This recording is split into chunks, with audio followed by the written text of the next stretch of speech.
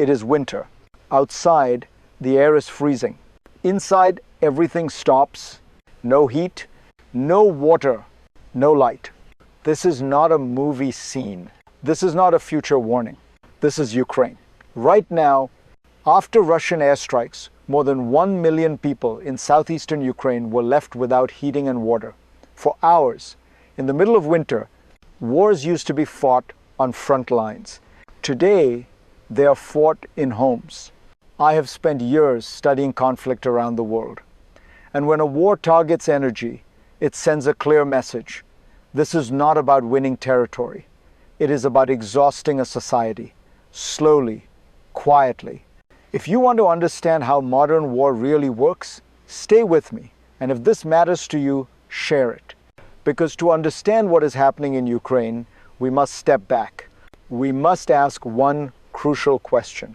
When we talk about these strikes, it is tempting to see them as random acts of destruction. They are not. They follow a clear logic, a cold logic. Russia is not only fighting Ukraine's army, it is testing Ukraine's system. Electricity, heating, water. These are not side effects of war. They are the target. In southeastern Ukraine, entire regions depend on a fragile energy network.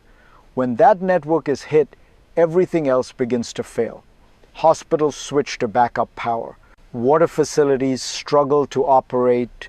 Ordinary people are told to use less electricity, not because supply is scarce, but because collapse is close. This is why timing matters. Winter matters. Heavy snow, severe frost. Energy in this war is a weapon, and winter is the amplifier.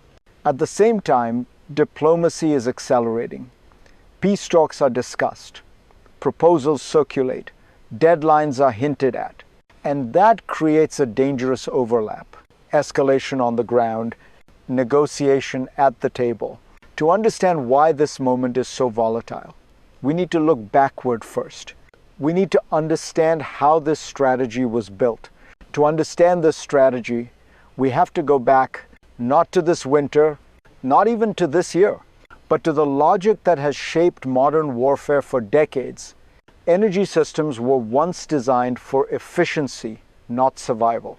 Centralized grids, large power plants, long transmission lines, they work well in peace. They fail brutally in war. Over time, conflicts have shifted away from mass armies and towards systems, communications, logistics, energy. When those systems break, societies strain even if the front lines remain far away. Ukraine inherited this structure, a vast interconnected energy network built for stability, not sustained attack. When Russia launched its full-scale invasion, that vulnerability became clear. Strikes on energy infrastructure did not begin by accident. They emerged in waves.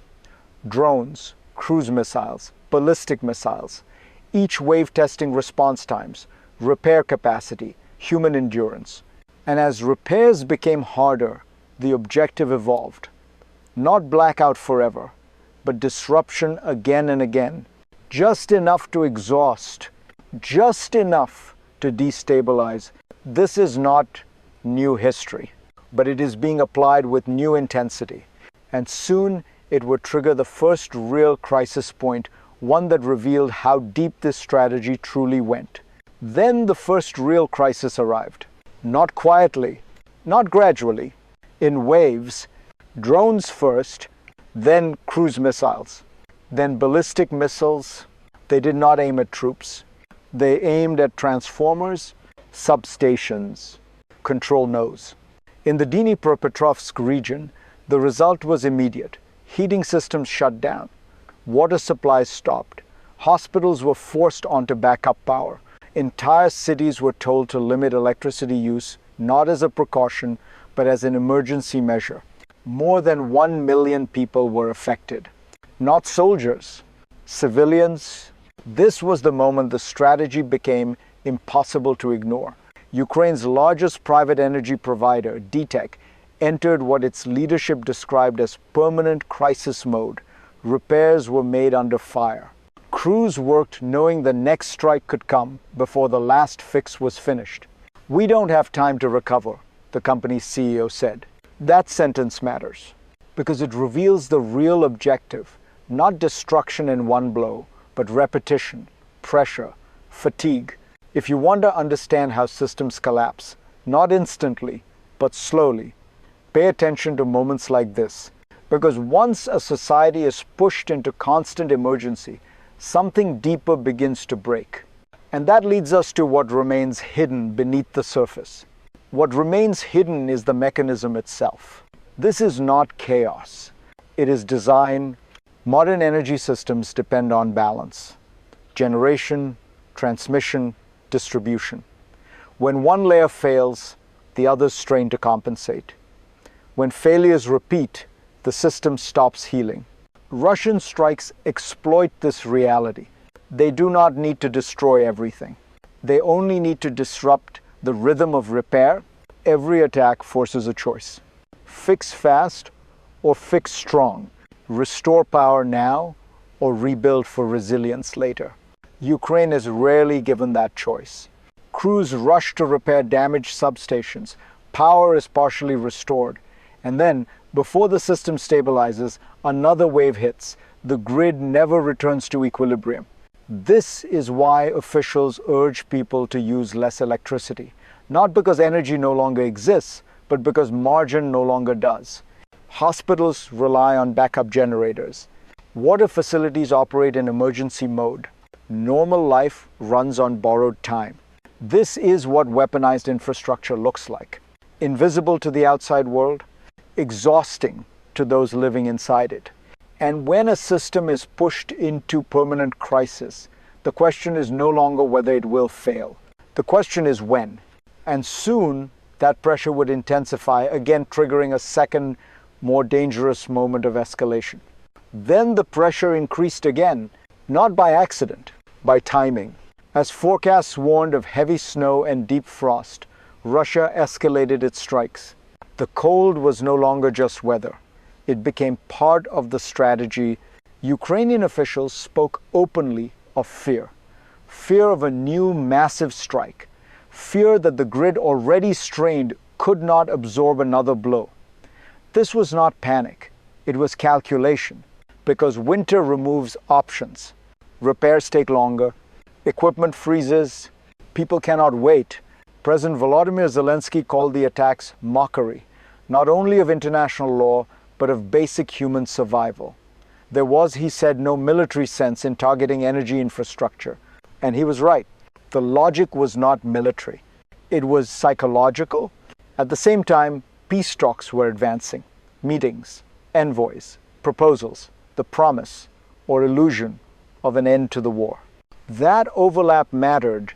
Escalation on the ground, negotiation in capitals. It created leverage.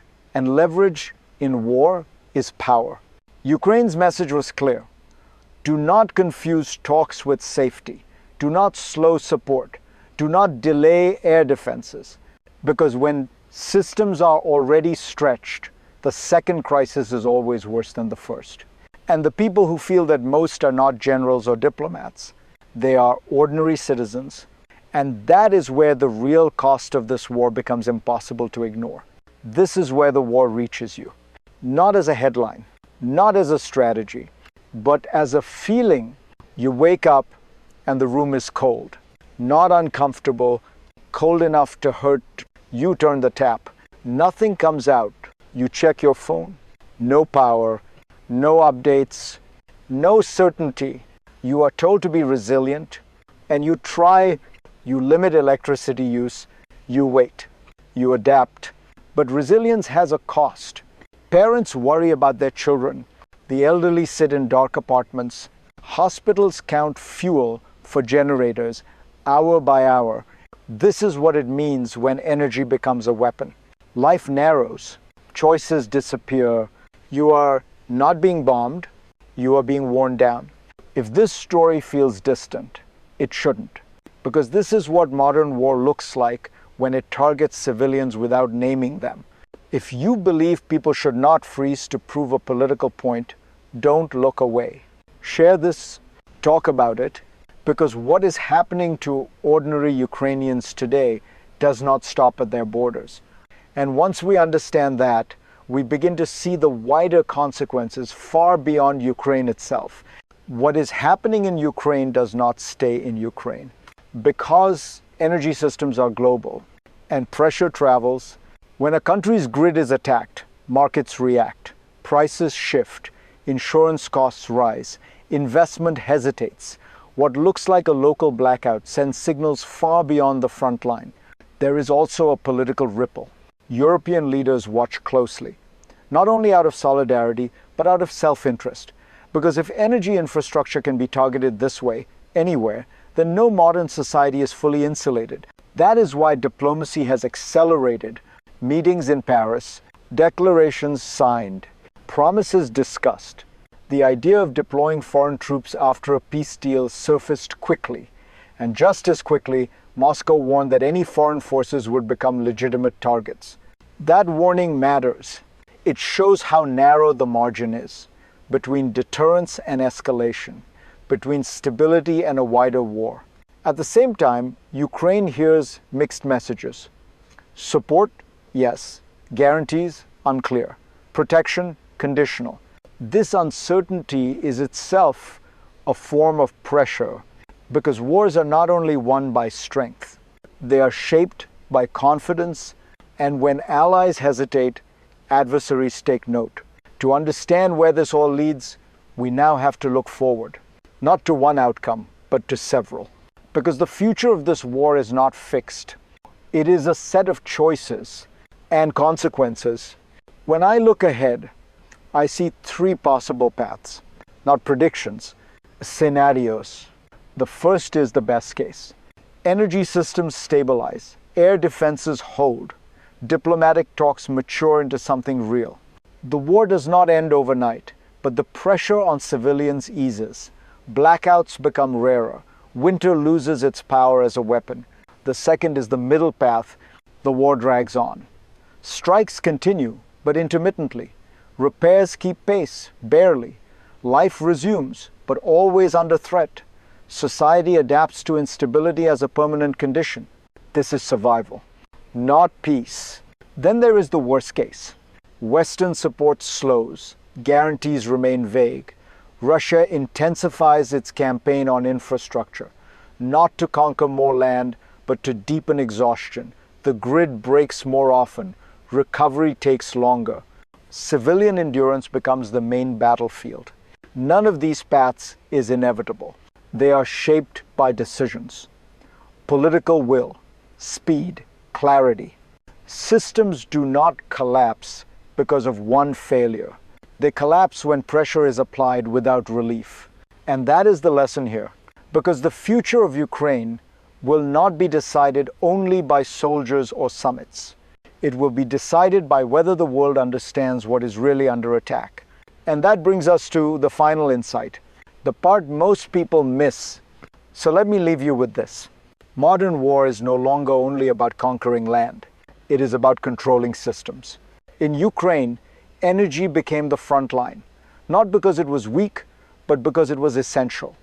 When heat and water disappear, society feels the war everywhere, all at once. This is why these strikes matter, and why they should not be normalized. Peace will not come simply from signatures or summits. It will come when pressure on civilians is no longer treated as leverage, when resilience is not demanded as a substitute for protection. Ukraine's war may still end in the first half of 2026. That hope exists. But hope alone does not keep people warm. It does not keep hospitals running. It does not keep water flowing. Understanding this moment matters. Sharing it matters. Because attention is a form of protection. If you want to keep following how power, systems, and people collide in this war, stay here. Subscribe. Share this video.